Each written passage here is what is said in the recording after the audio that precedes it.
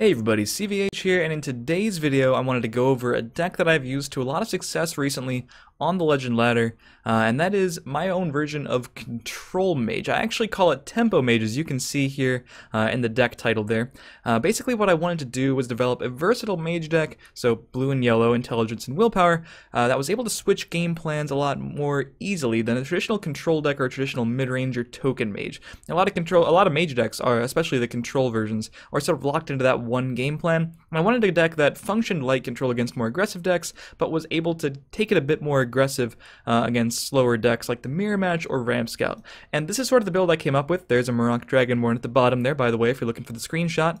So I wanted to take the bulk of the video and just talk about the different card choices, because this is sort of an interesting build. I got a lot of questions about it when I was playing it on stream, and then I'll have some gameplay highlights at the end of the video from a stream, so I'll just not have any actual talking under it. I'll use the in-game music for that, but the bulk of it is just going to be discussing some of the interesting card choices to give you guys hope that there are different mage decks out there that work. You don't have to be sort of held into that one style of deck. And this was very successful for me. I started at about Legend 50 something, and I went 14-2 to the top 10 of Legend. I think I ended at Legend number 8 with this grind. But yeah, the only losses were to Ramp Scouts, and I'd played against Ramp Scout 3 times, went 1-2, and one of the losses was definitely there was a misplay somewhere in there. I'm not sure if I could have actually won that game, but I definitely could have played it a bit better. So a little bit of my fault there. But yeah, if Ramp Scout, people always say Control Mages just auto-lose to Ramp Scout. I don't think any matchups auto-lose, first of all, especially because this deck should do a bit better against Ramp Scout. So if we concede that that matchup is just poor, and even that one is winnable, and, you know, it was a small sample size, but during that small sample size, it literally beat everything else we played against, so everything else should be at least winnable as well, right? So this did seem like a versatile deck to me. I didn't feel going into any matchup that I was strictly going to lose, Ramp Scout being potentially one of the worst, but there are probably ways to even tech against that even more if you're playing against a ton of Ramp Scouts, but still pretty good against tokens, and they're popular too. So at the low end, we have the basic removal that we've seen in a lot of Control Mage decks, no difference there. The 2-drops are also pretty standard. Harpy and Wardcrafter you see in most mage decks of any type. Bruma Profiteer, a bit more interesting. This is one of the things that allow this deck to get a bit more aggressive if you want. It's definitely a good body because it can trade against 5th Legion trainers if they're playing tokens, and the healing effect is very valuable against any other aggressive deck. We have a ton of healing options in this deck, and Bruma can get out of hand very easily if your aggro opponent chooses not to get rid of it with one of their actions like Lightning Bolt, or trade into it a bit unfavorably. They'd rather be hitting your face, but this card can win you the game because of its healing effect, and it's just one more body that can attack if you need to turn up the pressure. Our 3-drops get a bit interesting. We're not only playing the Daggerfall mages, which should pretty much be in every mage deck at this point if you have them, but we're also playing 3 Dawnstar healers. Much more of a staple inclusion in the mid-range and token mage decks because of its ability to help you race, and that's sort of the idea here too. We can actually sort of race a more aggressive deck while using Dawnstar healers to really get that life gain back up. And that's a lot of the reason when playing this deck, I'll hit my opponent down to around 26 or 27. If I'm playing regular Control Mage, I might not, because my healing might be relying on just Undying Dragon, and I want to play Undying Dragon without breaking as many runes as possible. I'd rather just keep my opponent starved on cards in those decks, but in this deck, you know, we can get our opponent down to 26, drop a pair of Dawnstar healers, and just heal for an amount that they could have no hope of coming back from. And we also have the Thieves Guild Shadowfoot. This card is pretty decent against slow decks because it, you know, offers you a bit of card advantage, can actually steal one of your opponent's cards. So if you steal your Ramp Scouts, one of their Skeletal Dragons, or one of their Parthenaxes, or a Soul Tear or something, that's one less option for them, as well as an additional option for you if the game goes late. And in conjunction with the Dawnstar healer, you're putting your counterfeit trinket on top of their deck, which is going to deny them the chance of getting the next card being a prophecy. So if a Piercing Javelin was on top of their deck, not only do you take that Piercing Javelin, but you know that your attack is going to be safe, at least through the first rune that you're breaking. Cloudrest Illusionist, again, you don't see it in too many of the Control Mage decks. A lot of them have taken it out for other cards, but since we also sometimes want to be aggressive and we definitely want to take control of the board early, Cloudrest is fine for that.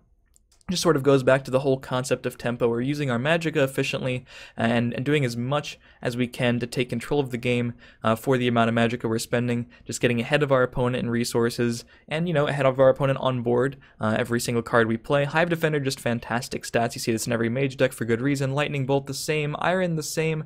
Black Dragon, again, we just want to have a bit of ways to get more aggressive, and a 4-drop 5/5 helps us do just that. Really powerful against Ramp Scout and really powerful against Rage Archer right now. now.